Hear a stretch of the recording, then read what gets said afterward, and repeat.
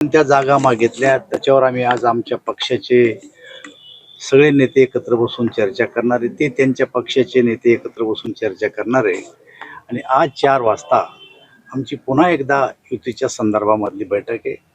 ते महापालिकेच्या निवडणुका जाहीर झालेल्या आहेत आणि प्रत्येक जिल्ह्यामध्ये आमचे मित्र पक्ष आणि आम्ही एकत्र बसून युती करण्याचा प्रयत्न करतोय.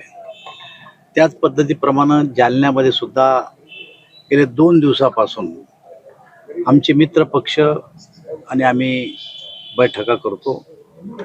कालही बबनराव लोणीकर, अर्जुनराव खोतकर, कैलाश गोरंट्याल, भास्करआबा दानवे, अरविंदजी चव्हाण, ब्रह्मानंदजी चव्हाण असे सर्व आमचे मित्र पक्ष एकत्र बसलो.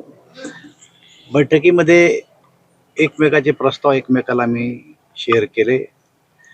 कोणी कोणत्या जागा मागितल्या त्याच्यावर आम्ही आज आमच्या पक्षाचे सगळे नेते एकत्र बसून चर्चा करणारे, ते त्यांच्या पक्षाचे नेते एकत्र बसून चर्चा करणारे आणि आज 4 वाजता आमची पुन्हा एकदा युतीच्या संदर्भामधली बैठक आहे.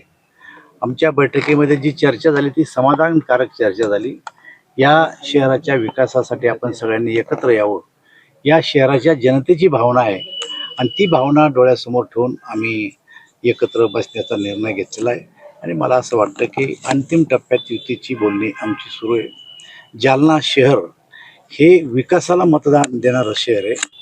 कोणी कितीही काही जरी केलं आणि काही बोललं तर त्याकडे दुर्लक्ष करून शेवटी जेव्हा जो कोणी पक्ष विकास करेल त्याच्या पाठीमागं मतदान करणारं हे शहर आहे.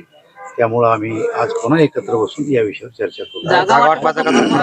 आज ठरण्याची शक्यता आहे. असं आहे की जागा वाटपाचा फॉर्म्युला आम्ही एकमेकाला शेअर केला.